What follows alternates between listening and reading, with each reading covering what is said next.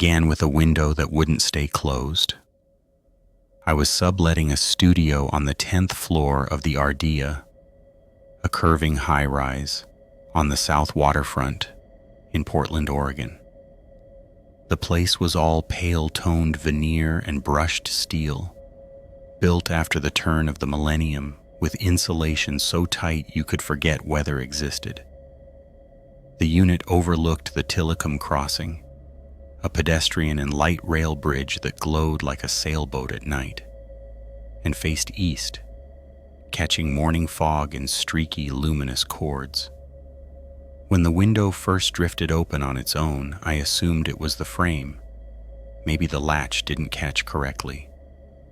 I'd close it carefully, jiggle the lever firmly, feel the entire sash stiffen and settle, return later to find it pried open 2 finger widths wide, humming a soft, intermittent whistling into the room like someone breathing lightly through their teeth. It wasn't my place, technically. I was house-sitting for Dr. Adele Klein, a psychology professor, taking a 6-month research sabbatical. She'd found me through my cousin, who works in the School of Social Work across the Willamette. She was clear, no guests, no candles, water the sad little spider plant every Thursday, take out the compost bins every Sunday to the chute past the trash room, and if the Roomba triggered in the middle of the night, which it sometimes did, just ignore it, it was old firmware. Why she didn't just unplug it, I never asked. There were cameras, subtle ones, pinhole casings in the corners of the ceiling where the fire sprinklers were. Nothing she hid, it was part of the lease. The management company monitored for liability. I didn't ask for access to the feed, and she didn't offer it. I settled in. Nights were quiet up there. The bridge threw up barely audible streetcar engine whir from below, but mostly it was wind, and the faint murmur of the HVAC systems on neighboring roofs, like breath behind a wall. The gym 2 floors down was empty after 10. My job, remote QA analyst for a design software firm, kept my hours predictable. I ran at 6:30 every morning down to the esplanade underneath Marquam Bridge, where runners looped in endless slow curves, and logged on at 8. I cooked almost nothing. There was a Whole Foods in walking distance for 2.5 weeks. Everything held. Then the coffee timer, set every night for 6:50. I woke one morning to the burnt vanilla acidic smell of coffee, but found the machine blank. Not just blank, unplugged. The cable was coiled tight behind the counter, as if someone had wound it methodically. I didn't remember doing that. I reached to plug it back in out of reflex, then hesitated. The room felt unusually cold. I remember the silence had posture then, a held breath kind of weight. I checked my phone. 6:41. Too early for it to have finished brewing. The setting was untouched. No outages, no stove or microwave issue. I reprogrammed it, reset, and went for the run late. The window was open again when I returned. I stood in the middle of the apartment, sweat cooling on my back, keys still in hand. The breeze was stronger, enough to stir the edge of the flat screen's wall-mounted power cable. The spider plant had fallen over on its shelf, dirt mound slack and canted toward the window frame. It was a Thursday. I watered it anyway, brushing soil off the countertop. The bowl of fruit on the white lacquer island, untouched for days, held an apple with a bite missing. Not cut, bitten. Human teeth, unmistakable. It was a green one, still firm. The bite was shallow. I think I stared at it for over a minute. I didn't call Dr. Klein. I wasn't sure what I'd say. That her window opened randomly, That I slept through someone entering the apartment and unplugging appliances and taking tiny bites of fruit? I checked the door. Deadbolt locked. Chain secure. Smart lock log on the app showed my key fob only. No error signals. I ordered a canister of pepper spray online and left every light on the next night. It didn't help. Each morning something was slightly off. A spoon returned to the drawer still wet. The toilet tank humming at an unusually high pitch, as if flushed but unset. A single playing card half slid out from under the couch. 3 of hearts. That one made me sit down on the floor and check under the furniture properly. I went object by object, flicked on all the under-cabinet strip lights Adele had, ran the Roomba early just to observe it. Nothing turned up. By early October, I started recording audio overnight. Just basic app-based audio. Turned on my tablet, placed it face down by the charger at the bedside, selected ambient monitor. The first 3 nights yielded nothing. Just soft HVAC clicks and the distant freight horn harmonics from across the river after 3 a.m. Then, on the 4th night, at 3:27, 6 seconds of sound. Breathing. Not deep and male, not inhuman or gasping, but light, deliberate inhale that stopped the moment they crescendoed. 4 in a row. Inhale, inhale, inhale, inhale. Then nothing but soft, ambient hiss. I didn't sleep fully after that. 5 days passed. The air grew colder in the unit, enough that I bought an extra throw for the bed. No one else in the building spoke to me. It wasn't impolite. The South Waterfront crowd tends to be polite but distant. There's a sort of planned loneliness down there. Towers pressed close to the tram line and the OHSU Commons, but without street life in the traditional sense.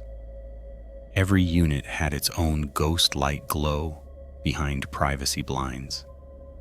Evenings meant nothing but stillness and the twitchy hum of elevators arriving and departing again. If anything, the building felt too still. The elevator screen on floor 10 stopped displaying the weather, just showed the day's date in grayscale text and flickered slightly, as if backlit by lightning trapped outside its glass. I installed a Ring camera, strictly against lease rules, and angled it to face the entry and kitchen area without showing the bedroom. The feed remained normal for 2 more days. Then I came home from a walk along the aerial tram path. Sun was orange, slicing bright across the West Hills, and found the capsule trash bags removed from the bin. Not just taken, placed in a row near the window, spaced evenly, each one still sealed. The trash bag inside the compartment bin under the sink, naked and clean, had been replaced with one of Adele's backups. Those backups were under a zippered cover beneath the laundry detergent, which I had never opened. I checked the ring. Playback started correctly. 5:12 p.m., my exit. 10 seconds of idle frame. Then, the audio hitch, a subtle shift, playback falling a quarter tone deep, and the color temperature changed. No movement, shadows all unchanged, but the kitchen lights, off in every prior frame, now flicked on. No events logged. When motion triggered again, my return at 6:02, the lights were off again. Trash bags already lined up at the sill. No in-between footage. That gap, 53 minutes, showed nothing but a frozen image of the motionless countertop. I watched the whole gap twice.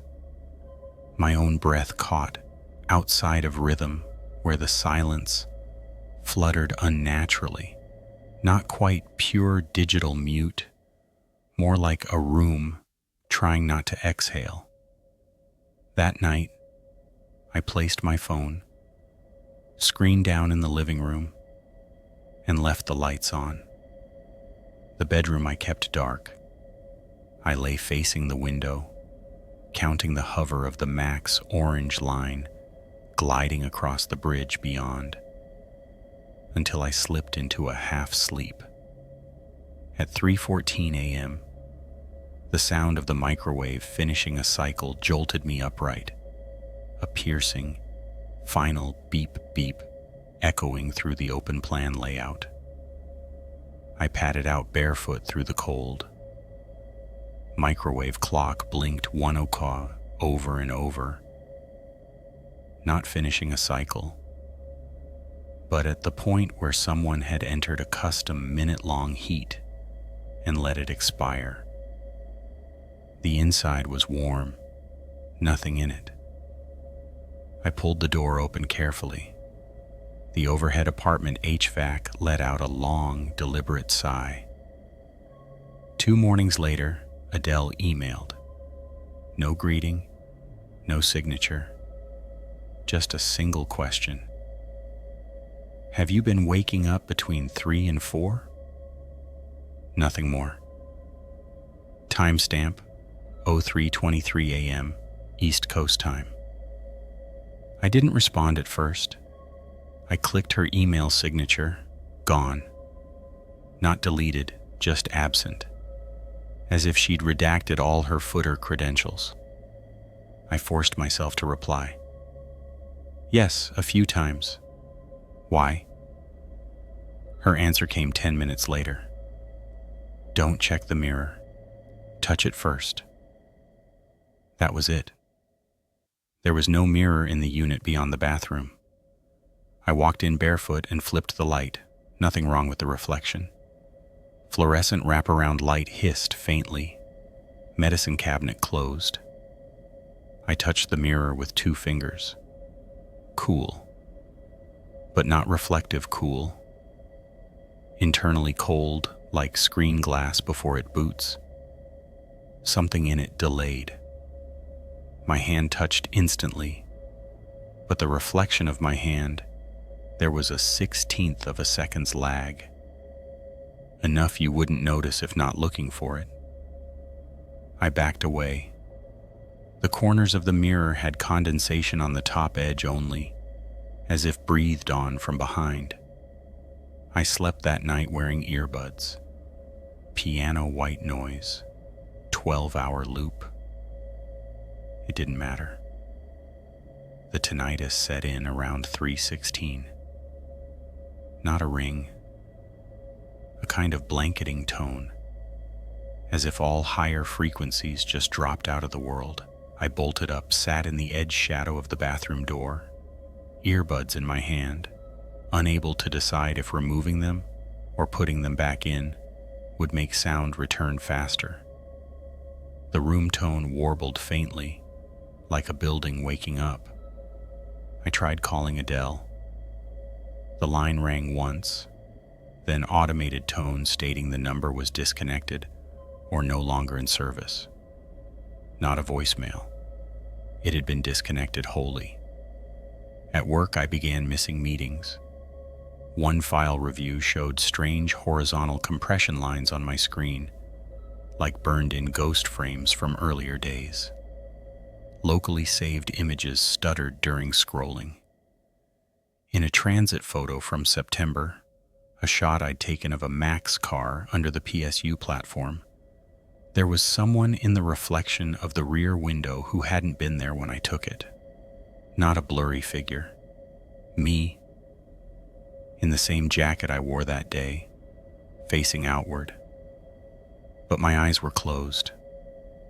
What I remember most about the final night wasn't dramatic. It was quiet, normal. I decided I needed to move. I was searching housing boards again.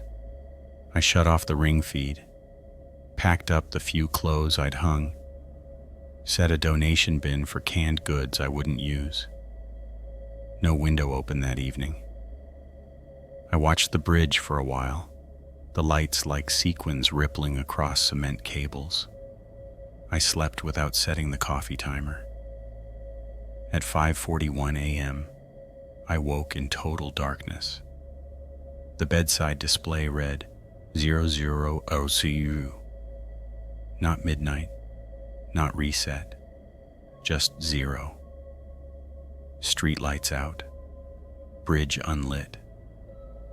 I reached for my phone. The screen didn't respond.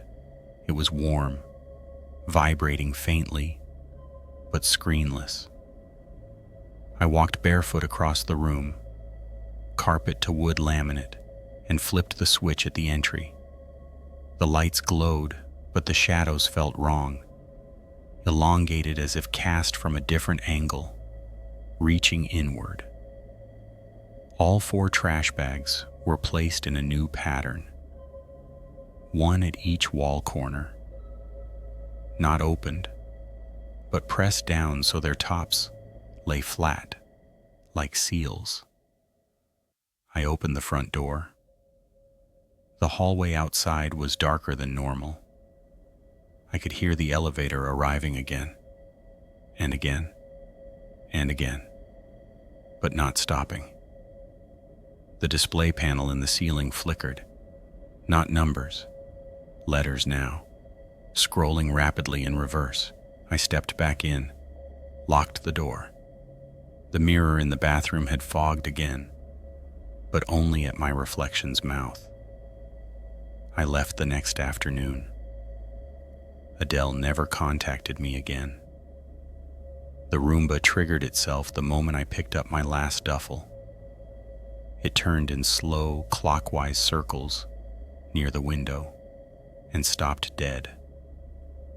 The apartment stayed silent. What I live with now isn't fear exactly, it's displacement. Sometimes when I wake in my new place, Northeast Portland, low ceilings, no tech, clocks will show times I don't remember setting. My laptop plays back sounds when closed.